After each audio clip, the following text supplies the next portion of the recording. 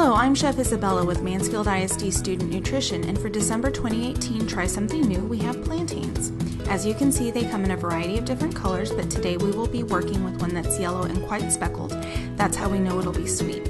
So here we have the tip and the stem that we're going to cut off, and then we're going to make sure our hand's not underneath, but cut through the skin, and then we're going to remove it, take off this little plantain's jacket.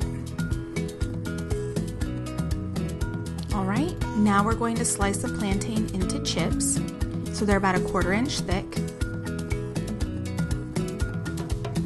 And now that we have our chips, we're going to transition over to our cooking station. Here we have some canola oil that we've made sure is nice and hot, and we're adding our plantain chips to it. We're going to turn them up for 30 seconds to 1 minute until they have this nice golden brown color, and then we're going to remove them to a tray with a paper towel and allow them to drain. This way of serving plantains in Nigeria is known as dodo, and it is a staple of their diet. Now we're going to make plantains a second way by tossing them in a little bit of avocado oil and cinnamon sugar until they're nice and coated.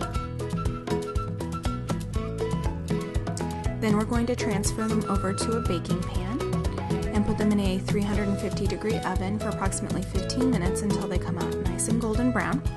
So this is an alternative way to prepare plantains that contain lower fat.